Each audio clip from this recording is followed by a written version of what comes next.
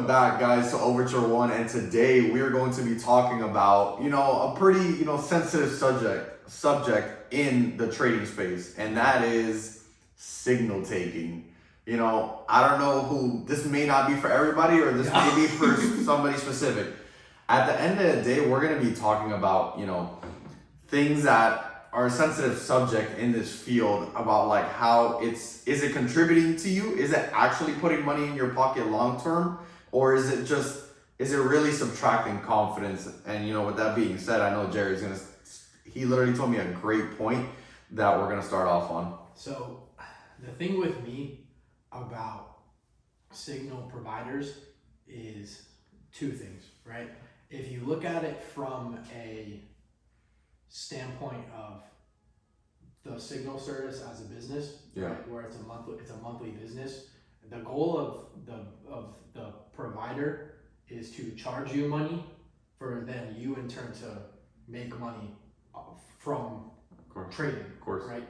And the fundamental issue with that is that most people don't have enough money to get into trading with a large amount of capital for it to make sense for them to pay somebody else on a monthly basis to make money off of the very little money that they have to begin with, right? Mm-hmm. So from a fundamental standpoint, it's like people are not really getting what they're looking for. Does that make sense? Yeah, they're probably if anything, they're gonna have sporadic wins. They might be breaking even some of the months. Yeah. But at the end of the day, the thing too is that if you look past all of that, what we were talking about earlier is that like from a self-confidence standpoint, you need to develop self-confidence in yourself, and not just trading, but in whatever you're doing. But specifically when it comes to trading, with what we're talking about, you're actually developing confidence, and you're instead of trusting yourself and having self-worth and self-confidence, you're putting your worth and your confidence and your trust into somebody else. And what happens when that person disappears? What happens when that person is inconsistent? What happens when, you know what I mean? Yeah, they could give you all the ideas in the world, and they could be taking the same trades, but they're not giving you the same mindset and the same approach of how they manage those trades. You have to ask yourself like what the intention of your trading career is going to be. Right. Is it, do I want to be a consistently profitable, self-sufficient trader? Not somebody that I have to keep looking to an app to make money? Because that principle, look, I'm saying this is not for everybody at the end of the day, but that principle is not long term. Right. It's not long term. Like, have you seen traders in the game for 5 years who are professional signal takers? They're not. No. You can look at it as an aspect of, yeah, it's beneficial at first, it's helping me get up and get started to make some money, but I'm like, sometimes you need to experience the market yourself. Right. And how you would approach the market, and sometimes you need to take those L's, those break evens, and those wins to see how you react to those trades and put them in your trading journal to see like, man, I was a little bit hesitant there. Oh, like they sent out a more higher risk trade, and then you wouldn't be confident with that on the regular if you're trying to execute that on your end. And then you're over here looking like, man, like, what should I do? I should follow him. And then me and Jared were in a platform before that, like, they could send out signals, but if you're like 5 minutes late and the entry's gone, like your risk to reward is garbaggio, like 100% it's done. Right. And then you're asking, is it still good to get in? Is it still good? At the end of the day, trading is for the very few. It's not for the faint of heart. You really have to come up, you really have to face emotions, and you really have to get to that level. And what's your intention? That's all I have to relate back to, like what your intention is. Is this to be 5 years from now to fund your family's lifestyle, to help your family, to fund your lifestyle? Like, what's your intention? And all these big names that are not signal takers. Right. They are self-sufficient traders. 100%. And I need to say it blunt. It's like nobody is gonna like hold you and coddle you to the point where you get to 6 figures or 7 figures or 8 figures or whatever your goal is in anything, especially when it comes to trading, right? Yeah. Trading by nature is not even really a team sport. You know what I'm saying? Yeah. It's like there's some other businesses where like maybe you might have people who have an incentive to help you for them to grow based on growing you, but that's not the case with trading. And it honestly, like, it never will be, right? It's it's an individual sport in the aspect where you have to have your own individual emotional intelligence. You need to develop self-awareness. You have to have confidence in yourself.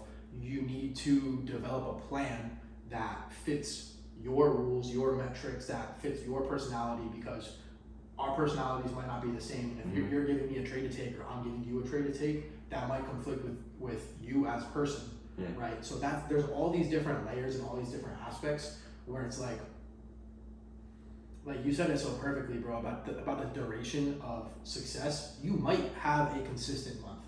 Yeah. You might have a consistent couple of weeks. You might even, personally, I don't know it. I've never seen it. You might have a consistent 6 months or a year, even. I'll even say that maybe, right? Taking somebody else's ideas. I've never seen it either. I personally never seen it, but I'm giving the benefit of the doubt, saying, hey, look, maybe, okay, this might happen, right? But what happens 5 years from now? Are you still trading? What if that person that you're taking the signals from is not trading? You at the end of the day, bro, like they change their lifestyle. They stop day trading. They start swing trading. All of a sudden, the money that you were relying on is not 3 trades a week. It's 1 trade a month.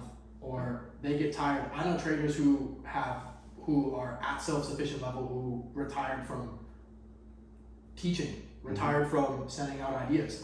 We've all seen them. Right? We've seen them go through the process of making money selling their ideas, and then just, I'm just not going to do this anymore. Right? I've grown past that point, or whatever the case is in their personal life, and it's like there's so many factors that are exterior. Right? So many exterior factors where this person could have a bad month, could have a bad couple months, they might stop trading, whatever the case is.